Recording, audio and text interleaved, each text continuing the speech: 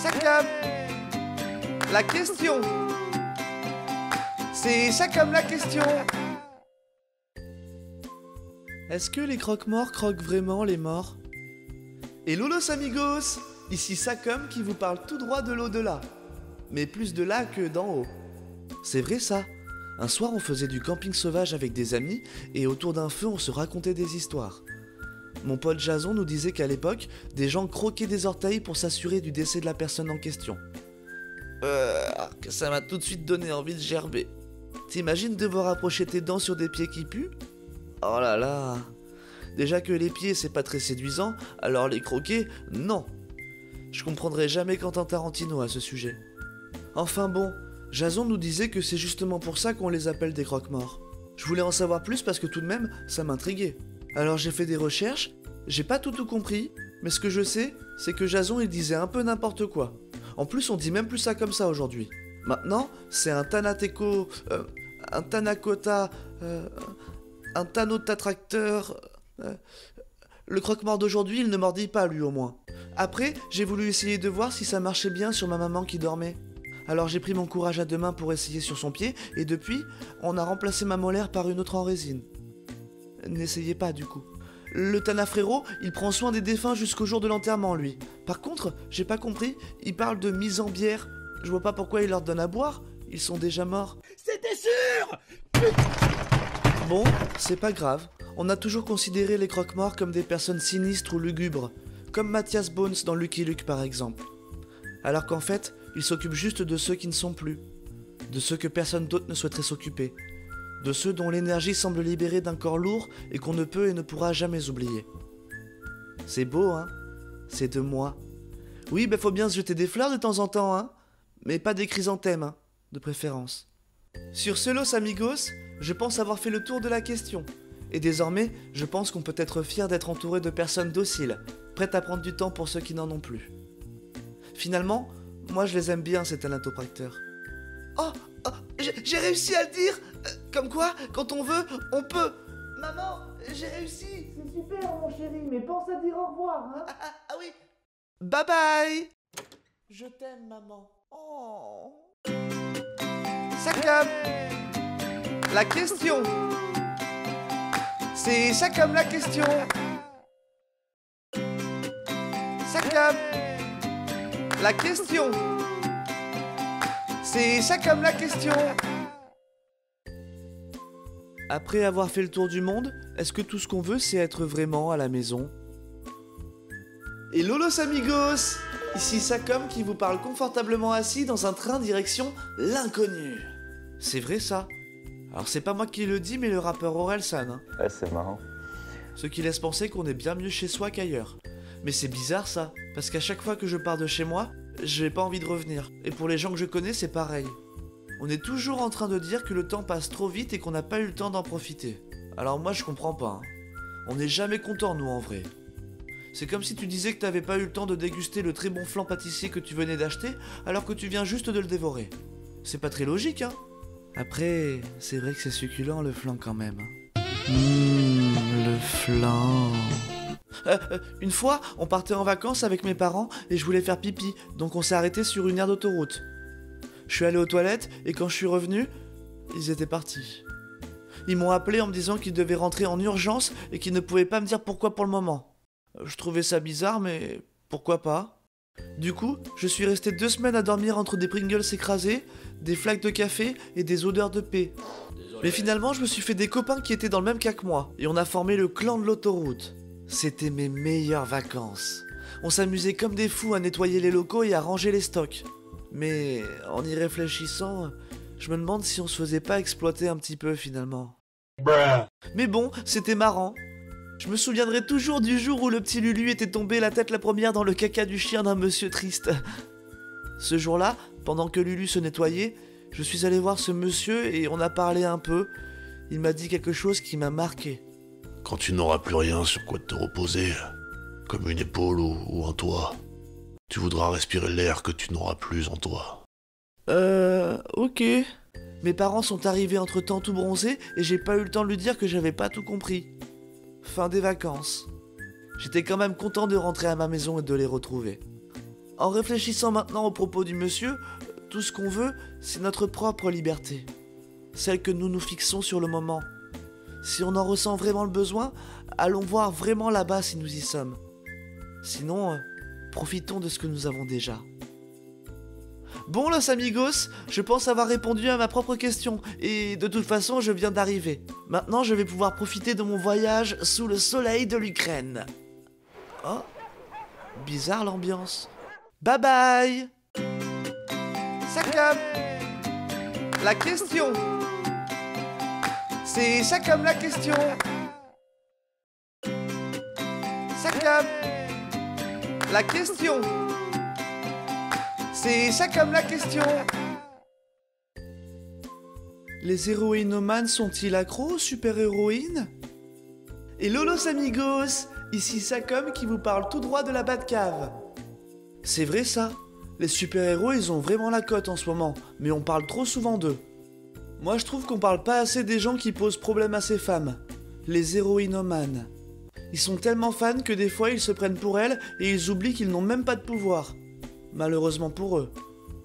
Mais du coup, est-ce qu'on peut dire qu'ils en sont vraiment accros? Par exemple, je sais qu'on appelle les gens qui sont seulement accros à Batman des acrobates. Et ceux qui ne peuvent pas se passer d'entraînement physique, des acrosports. C'est prouvé, c'est ma maman qui le dit. Littéralement, dans le mot héroïnomane, il y a héroïne. On sait que ces dernières sont des femmes, alors pourquoi terminer le mot par man, qui veut dire homme en anglais? Ça veut donc dire que ce sont des hommes accros aux super-héroïnes? Je me suis tellement posé la question qu'un soir, quand j'ai vu quelqu'un habillé en Spider-Man, je suis allé lui demander si c'en était un héroïnomane. Il est tout de suite parti en courant et a appelé la police. Mais j'ai pas tout compris. C'était pourtant pas moi le danger, mais plutôt lui vu sa réaction. Parce qu'un homme accro aux femmes, on appelle aussi ça un pervers. Ou alors c'est un papa déguisé en Hulk, un pervers. Ok. Oh, je sais plus moi. Elle est dure la langue française aussi. Du coup, j'ai quand même été en garde à vue toute la nuit ce soir-là. Il y avait une femme avec moi dans la cellule. Elle était très peu habillée et toute maquillée. Un peu comme si c'était la maman d'Harley Quinn. Je me suis assis à côté d'elle et j'en ai profité pour lui demander si les héroïnomanes ne l'embêtaient pas trop. Elle m'a rétorqué. Pourquoi tu dis ça, hein? Y a pas plus gentil qu'eux. Eux, ils feraient tout pour toi. Et pour pouvoir avoir ce qu'ils veulent. T'as compris? Hein? Pas trop, non. Elle a approché sa main de Maki-kun et j'ai eu peur. J'ai vite appelé à l'aide et on m'a transféré dans une autre cellule. Ah, ils comprennent rien, ces petits jeunes. Le lendemain, mes parents sont venus me récupérer au commissariat et je me suis bien fait gronder. Comme si c'était de ma faute. Moi, tout ce que j'ai fait, c'est être intéressé et inquiet. Voilà comment on me répond. J'ai beaucoup réfléchi depuis et je pense avoir trouvé une réponse.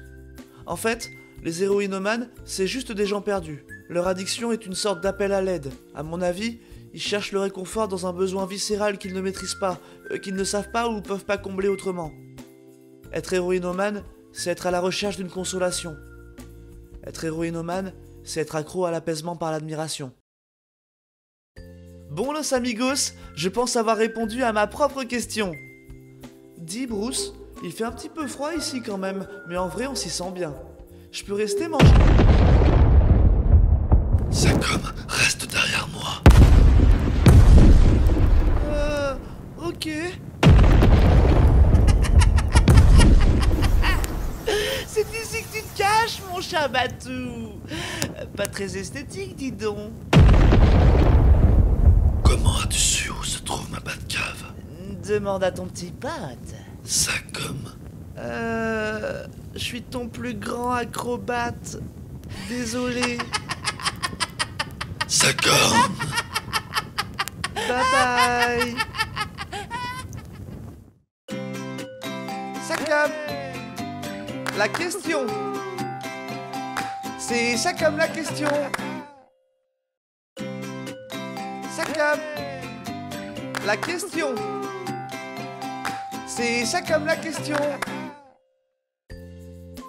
Pourquoi on veut toujours se prendre en photo avec une célébrité? Hello Los Amigos, ici Sakam qui vous parle tout droit du tapis rouge des Césars 2023. Monsieur, circulez, vous n'avez rien à faire ici, de toute façon, Arrêtez, bougez. vous me faites mal. C'est vrai ça, je me suis toujours posé la question. On a presque tous ce même réflexe quand on voit quelqu'un de connu et qu'on aime bien. Mais souvent, même quand on dit qu'on n'aime pas la personne, quand on la voit en vrai, on veut quand même prendre une photo avec. Hein, Anthony?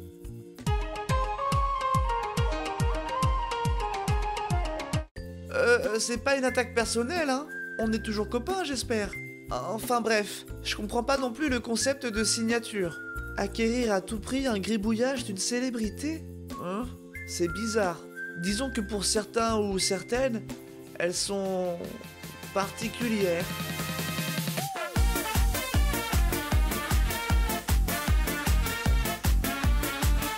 Après je dis ça, mais sur les documents officiels que je remplis, la mienne n'est pas forcément la plus avantageuse, hein. Mais alors qu'est-ce qu'on veut vraiment en prenant une photo avec une star? La garder pour soi seulement? La partager pour s'en vanter? Chacun fait comme il veut, à vrai dire. Il y a bien une chose que j'aimerais faire, moi, par-dessus tout, c'est aller dans le passé pour rencontrer la toute première personne qui a lancé le Kissa Kissa sur les démons de minuit. Alors pas pour prendre une photo, non, mais surtout pour lui éviter de propager une pandémie pareille. Kissa Kissa. Ah, j'ai sauvé la France. Après, je peux comprendre qu'on ait envie de garder une trace de ce moment privilégié, qu'on ait envie de souligner ce passage avec quelque chose qui nous le rappelle. Mais quitte à avoir un joli souvenir, pourquoi ne pas essayer d'engager la conversation, même quelques secondes, avec cette personne si elle le permet? Plutôt que de garder une simple image, on gardera en mémoire une discussion hors du temps. On fabriquera un nouveau et précieux tiroir dans notre cerveau, qu'on fermera délicatement et qui par moments s'ouvrira pour nous consoler ou pour nous rappeler le bien que cet instant nous avait procuré. Sauf s'il nous a snobés. Vous en pensez quoi, vous?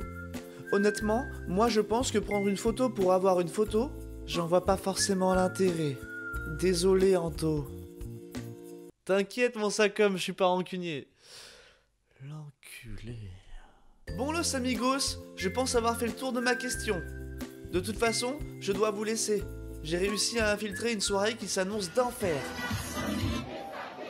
Quoi? Qui ça? Oh putain, c'était trop beau. On va lui rendre hommage. Oh non. Sacom. La question. C'est Sacom la question.